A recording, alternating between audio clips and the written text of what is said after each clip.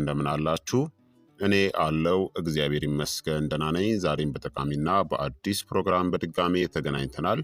በዛሬው የጤና ፕሮግራማችን ላይ የምንመለከተው ጉበታችን እየተቸገረ ወይም ደግሞ እየተጎዳ መሆኑን የሚያሳዩ የማስጠንቀቂያ 10 ምልክቶችን እናም የጉበትን ጤና ወይም ደግሞ ተግባሩን የሚደግፉ አመጋገቦች ወይም ምግቦችንም በዚህ ቪዲዮ ላይ በሚገባ የምነግራችሁ ይሆናል ማለት ነው።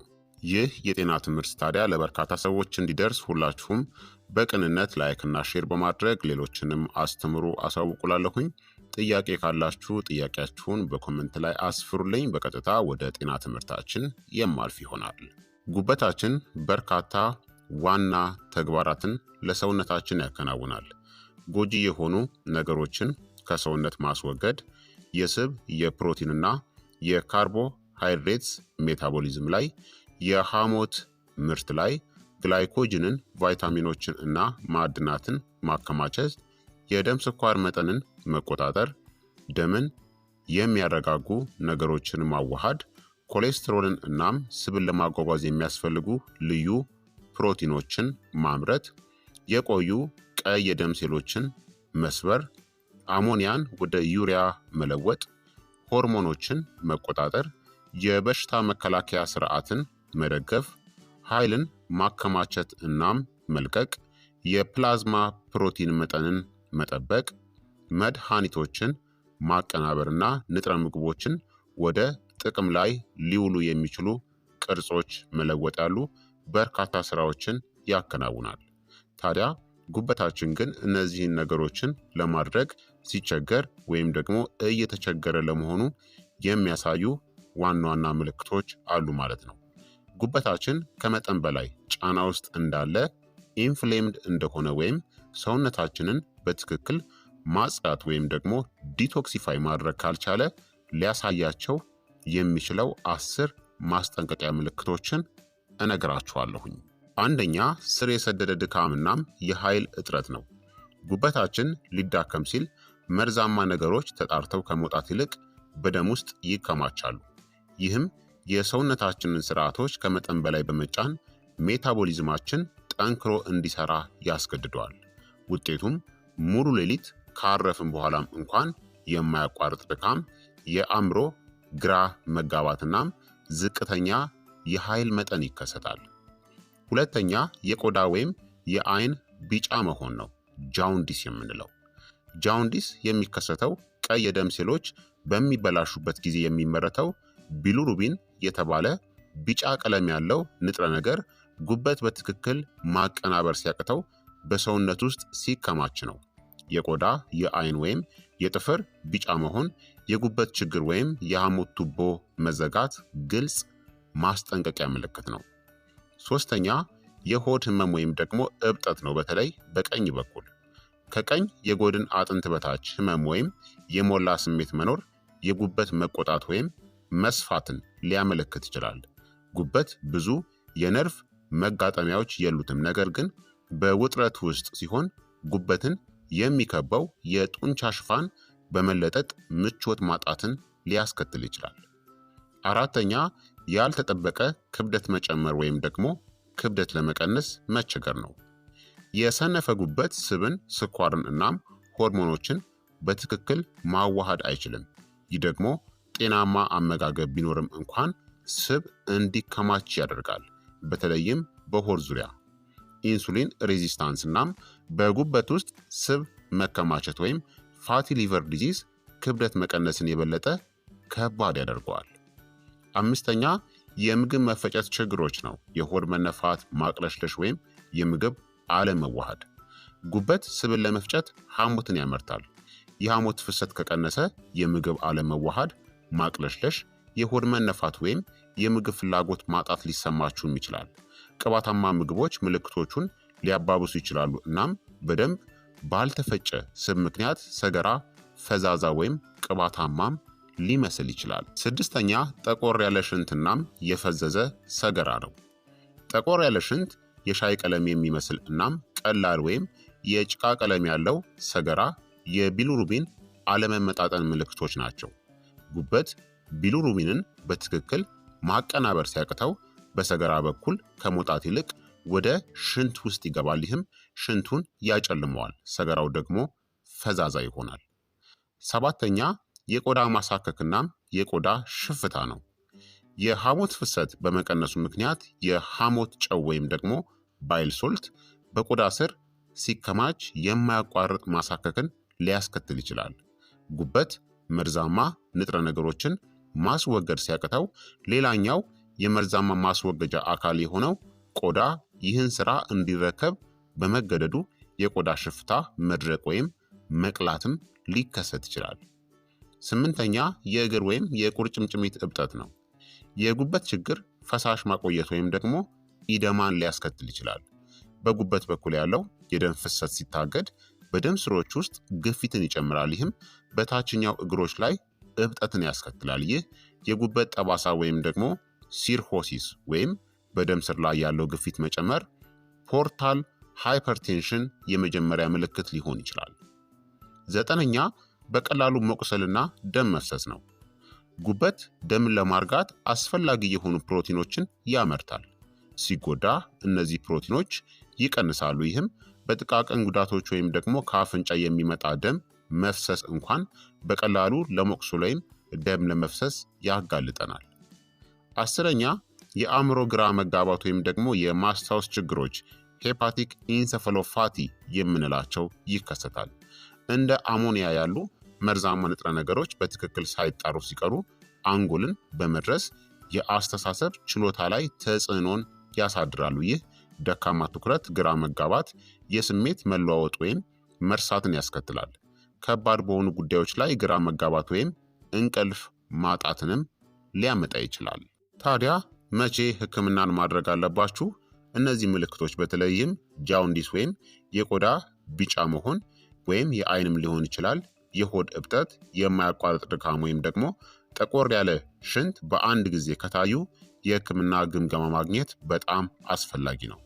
የደም ምርመራዎች እንደ ኤኤልቲ፣ ኤኤስቲ፣ ቢሊሩቢን ያሉ እናም የምስል ምርመራ ወይም ደግሞ እንደ አልትራሳውንድ ያሉ የጉበት ተግባርን ለመገምገም ይረዳሉ።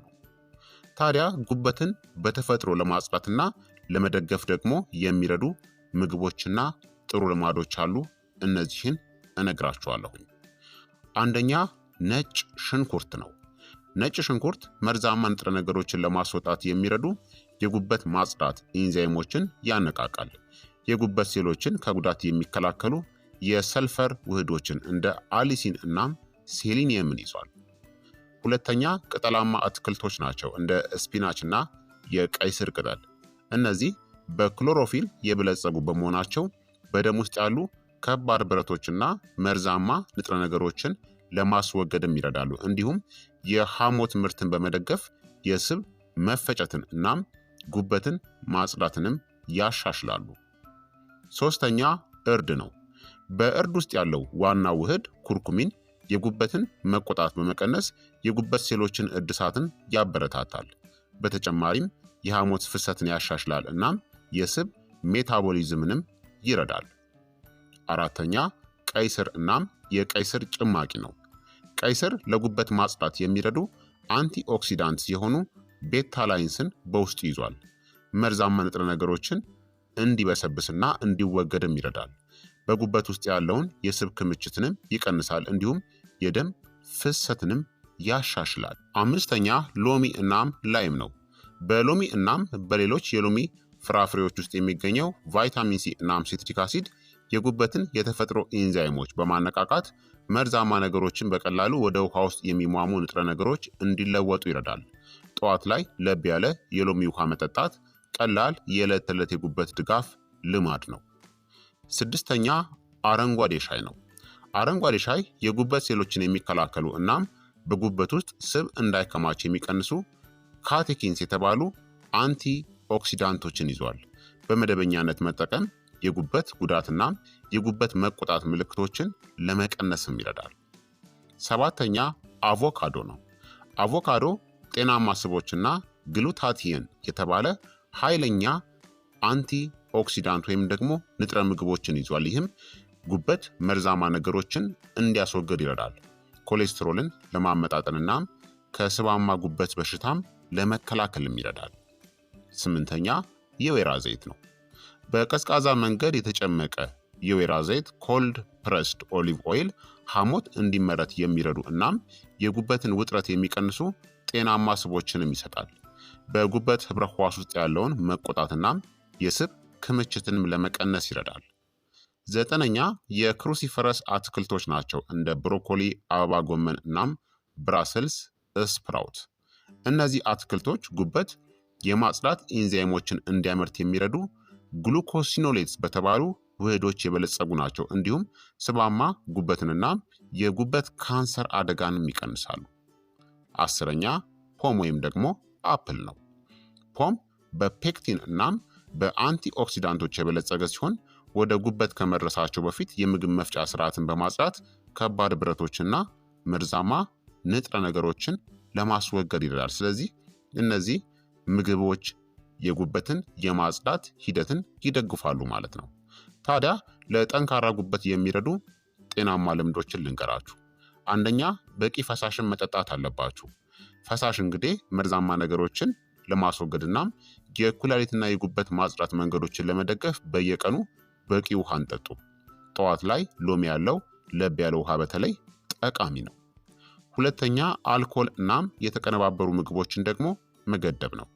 አልኮል እና የተቀነባበሩ ምግቦች ጉበትን በመርዛማ ንጥረ ነገሮችና በስኳር ከመጠን በላይ ይጭናሉ። እነዚህን መገደብ ጉበታችሁ የመፈወስናም በብቃት የመስራት እድሉን ይሰጠዋል። 3ኛ ጤናማ ክብደትን መጠበቅ ነው። ከመጠን በላይ ስብ በተለይም በሆድ ዙሪያ የአልኮል አልባ ስባማ የጉበት በሽታ አደጋን ይጨምራል። መደበኛ የአካል ብቃት እንቅስቃሴ እናም የተመጣጠነ ምግብ በጉበት ውስጥ ያለውን የስብ ክምችትን ለመቀነስም ይረዳል። 4ኛ በቂ እንቅልፍን መተኛት ነው። ጉበት አብዛኛውን የማጽዳት ስራውን የሚያከናውነው በእንቅልፍ ወቅት ነው። ሙሉ ለሙሉ ለመጠገን እናም ለማደስ በየምሽቱ ከ7 እስከ 8 ሰዓታት የተረጋጋ እንቅልፍን ለማግኘት ሞክሩ። 5ኛ ከመጠን በላይ ስኳር እናም የተጣሩ ካርቦሃይድሬትሶችን ማስወገድ ነው። ከመጠን በላይ ስኳር ወይም ደግሞ የተጣሩ ካርቦሃይድሬትሶች በጉበት ውስጥ ስብ እንዲከማች ሊያደርግ ይችላል። በምትኩ ሙሉ የእህል ምርቶችን፣ ፍራፍሬዎችን እናም አትክልቶችን ምረጡ። 6ኛ ትንሽ የተመጣጠነ ምግብን መመገብ ነው። ትላልቅና ቅባታማ ምግቦች ጉበትን ከመጠን በላይ ይጭናሉ። ፕሮቲን፣ ፋይበር እና ጤናማ ስብን ያካተተ ትንሽ መጠን ያለው ምግብ በተደጋጋሚ መመገብ የተረጋጋ ሜታቦሊዝምን ለመጠበቅም ይረዳል። 7ኛ በየጊዜው የአካል ብቃት እንቅስቃሴን ማድረግ ነው። አካላዊ እንቅስቃሴ ትራይግሊሰራይድ ለኃይል እንዲቃጠል ይረዳል፣ እንዲሁም የጉበት ስብን ይቀንሳል። እንደ ፈጣን የእግር ጉዞ ወይም ደግሞ ብስክሌት መንዳት ያሉ መካከለኛ የአካል ብቃት እንቅስቃሴዎች እንኳን የተሻለ የጉበት ተግባርን ይደግፋሉ። 8ኛ አላስፈላጊ መድኃኒቶችን መገደብ ነው። የህመም ማስታገሻዎችን ወይም የተወሰኑ መድኃኒቶችን ከመጠን በላይ መጠቀም ጉበትን ሊጎዳ ይችላል። ሁልጊዜ የተመከሩትን መጠኖች ተከተሉ እናም ጠንካራ ተጽዕኖ ያላቸውን የእጽዋት ማሟያዎችን ኸርባል ሰፕሊመንቶችን ከመውሰዳችሁ በፊት ሐኪማችሁን አማክሩ። 9ኛ ፕሮባዮቲክስን መጨመር ነው። እንደ እርጎ፣ ኪፈር እናም ፈርመንትድ ምግቦችን። ጤናማ አንጀት ጤናማ ጉበትን ይደግፋል። ፕሮባዮቲክስ የአንጀት ባክቴሪያን በማመጣጠን የመርዛማ ክምችትን እናም ኢንፍላሜሽንን ይቀንሳል። 10ኛ ደግሞ መደበኛ የሆነ የጉበት ምርመራዎችን ማድረግ ነው።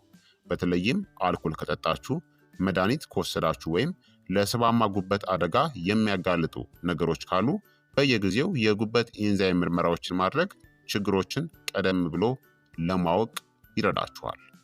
ስለዚህ ክቡራትና ክቡራን ተመልካቾቼ የዛሬው የጤና ትምህርት እንግዲህ ይህንን ይመስል ነበረ። እንደተማራችሁበት ተስፋ አደርጋለሁኝ። ሀሳብ አስተያየታችሁ ደግሞ አይለየኝ ይላለው። ይህ የጤና ትምህርት ለበርካታ ሰዎች እንዲደርስ ሁላችሁም በቅንነት ላይክና ሼር ማድረጋችሁን አትዘንጉ እላለሁኝ። በቀጣይ የጤና ትምህርት እስከምንገናኝ እኔንም እናንተንም ቸር ያቆየን። መልካም ጊዜ፣ መልካም ቆይታ። ቻው ቻው።